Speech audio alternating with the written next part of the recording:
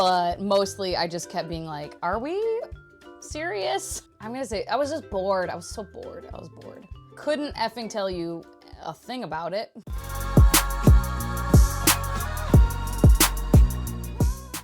Well, hello. Welcome back to my channel. Joshana here to talk about some friggin' books that I DNF'd in 2023. There are 28 on this list, and we're just gonna tier rank them like I did last year. And maybe the year before? I don't remember. Here we have the ranking. The tiers I have at the top is soft DNF. Last year I had one, and this year I think I have one also.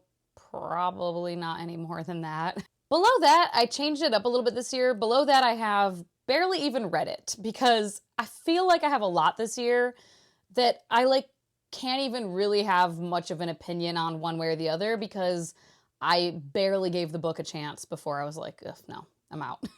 Below that, we have could have pushed through. These are ones that were just aggressively meh, and I just didn't care. And then, oh, whoops, these need to be shifted. Below could have pushed through is bit of a struggle. Ones where there was something really irritating me. It was kind of like, oh God, okay, before I finally gave up. And then at the bottom is just like, absolutely not. I had a bad time what I did read of this, or like it very immediately was like, nope, I am getting the fuck out of here. First up is A Very English Murder by Verity Bright. This one, I don't remember how far I got into it. I didn't get very far into it. It was fine. I could have pushed through. I could have read it pretty quickly. It just was it was like kind of trying, I don't know if it was trying to be, but it felt very reminiscent of the Lady Hardcastle mystery series that I enjoy, but it wasn't it, you know? Like that's kind of the vibe I was looking for, and it felt like it was going for that kind of vibe. It just wasn't working for me. Blood Sanctuary by Bella Roth, book 3 of that series. I don't know, Blood Mercy series? I don't really know. I mean, I could have pushed through. Also, it was sort of a struggle though. I'm gonna say, I was just bored. I was so bored. I was bored. Bit of a struggle as far as the boredom department goes. Bloodsucking Fiends by Christopher Moore. Oh God, I'm gonna say absolutely not. It was very quickly like, what in the fuck? A couple times I chuckled at certain things, like he's like a humorous writer, but mostly I just kept being like, are we serious? We were serious. Bone Shard Emperor, I mean, I barely read it. I read maybe 2 chapters, 3 chapters, I don't know. Bride to the Sun by somebody, also barely read it, couldn't effing tell you a thing about it.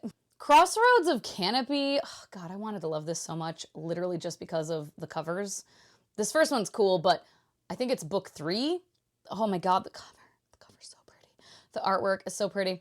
And it's like a cool concept, the way it sounded, but oh man, I didn't read, I don't remember how much of it I read. It was definitely a bit of a struggle. Maybe absolutely not. It was one of those books where every time I sat down to read it, whatever I read just felt foggy. Like it made me feel like I had brain fog.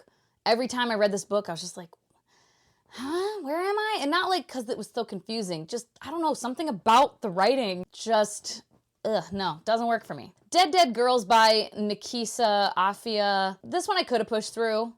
It was just pretty It was just one of those where I just kind of was like, meh. I don't really care that much about what's going on. Dragonfall, this was such a disappointment, by L.R. Lamb. New release, dragons, fantasy, etc. It was a bit of a struggle. I got almost 60%, 58% into this book, and just simply could not any longer. Fledgling by Octavia Butler.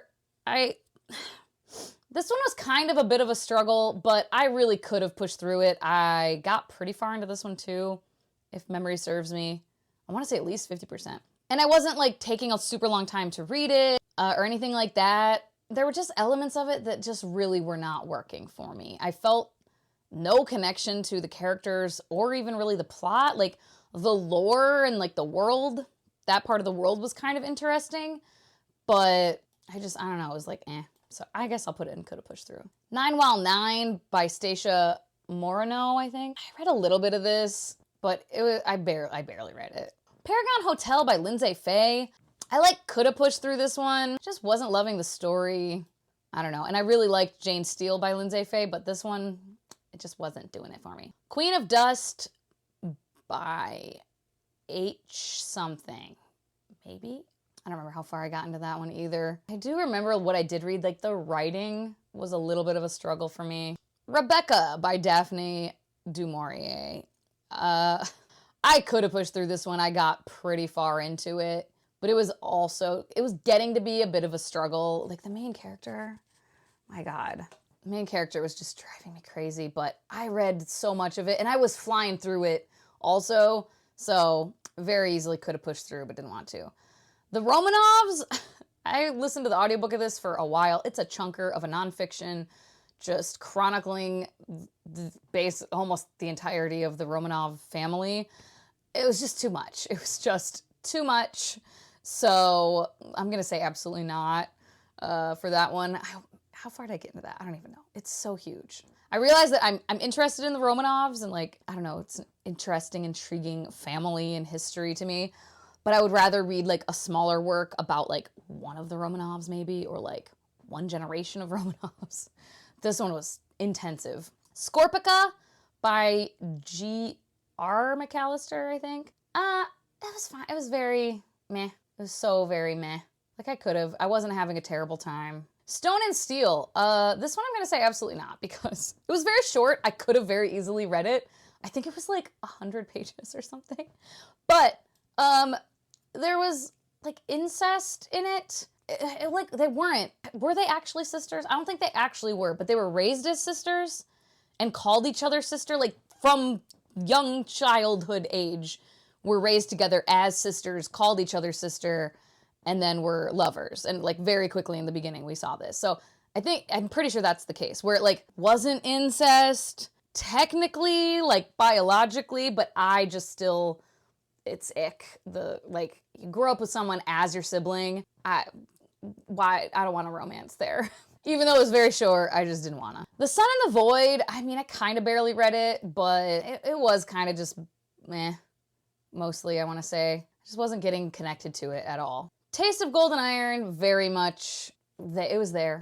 It was there. The plot of this one was really just not grabbing my attention. First Girl Child, this one was kind of a struggle just because, I don't know, the writing, it just wasn't doing it for me at all. I felt like I was supposed to be getting really gripped by this high drama, and I simply could not have cared less. The Iron Worm Affair, this is the one that is a soft DNF. I own the book. I still have it. I didn't unhaul it because it still sounds like something that I think I could like, and I don't remember when I was reading it. It just was one of those things where at the time I realized, I think this is something that I could really enjoy, but for whatever reason right now, whatever else is going on in my brain or in my life, I'm not even giving it a chance to grab me. I'm very distractedly reading and whatever, so that one I will try again at some point. But This Time Next Year by Sophie Cousins. This one I started at the very end of 2022, and I just, in the very beginning of 2023, decided, yeah, no, fuck off. Could have pushed through technically, but this one was kind of annoying me. Don't really remember why, actually, but I do remember being annoyed. I think the way the characters were behaving, it's a romance, and they were just being idiots, basically. Vampires of El Norte, definitely could have pushed through this one pretty easily, I would say. Probably all the way up here, honestly. But I don't know. It hooked me initially. In the very, very beginning, I was like, heck yeah, I'm here for it.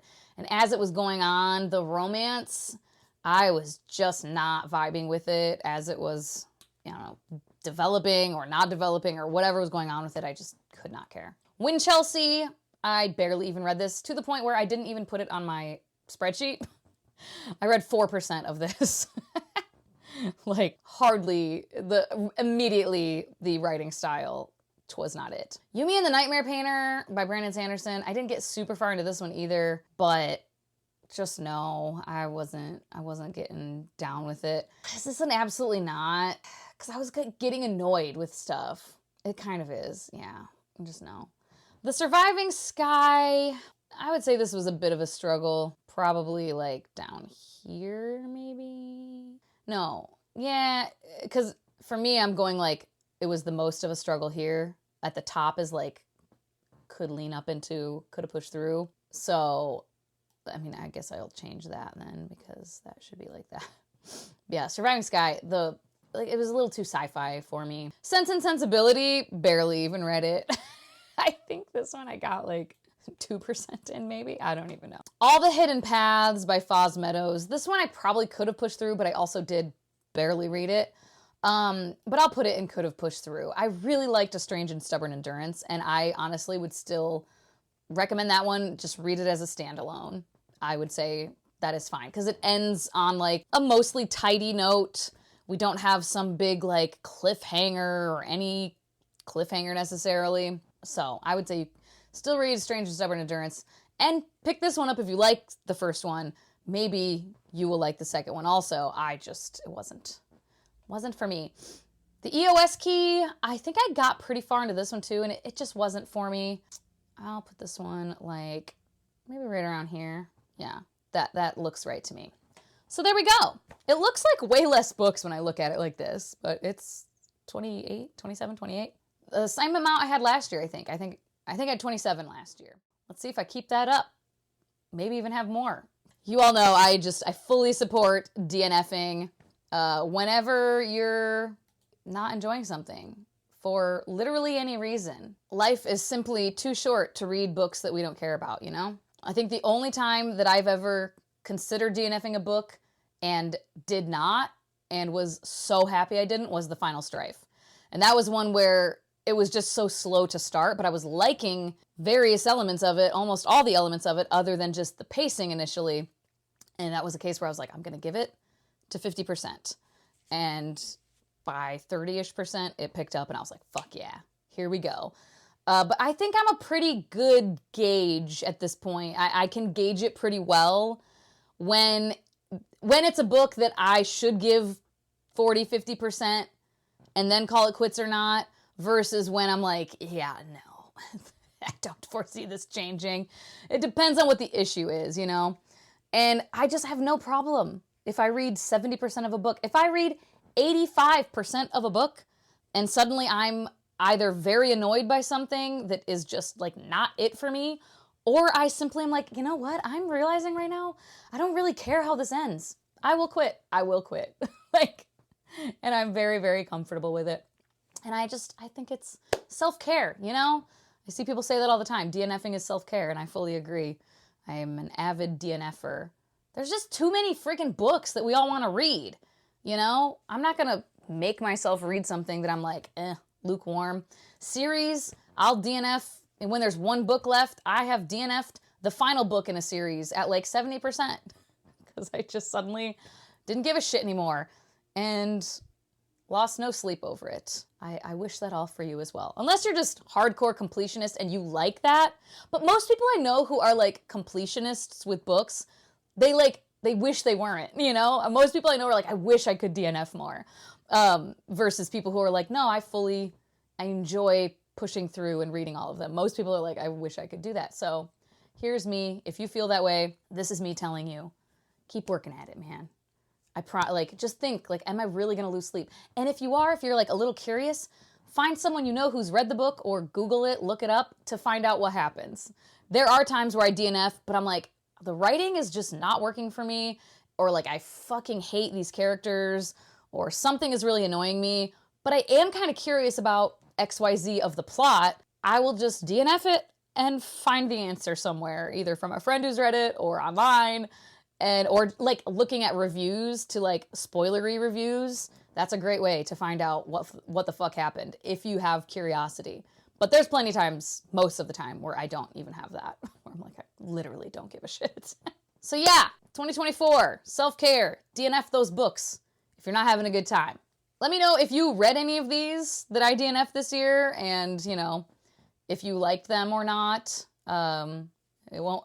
I hope I haven't hurt your feelings. It won't hurt my feelings if you're like, Shoshana, what the hell? That was my favorite book of the year. Like, you're so crazy. Like, how could you? It's fine. As always, thank you so much for your time. Hope you all have a wonderful day, and I will talk to you later. Bye-bye.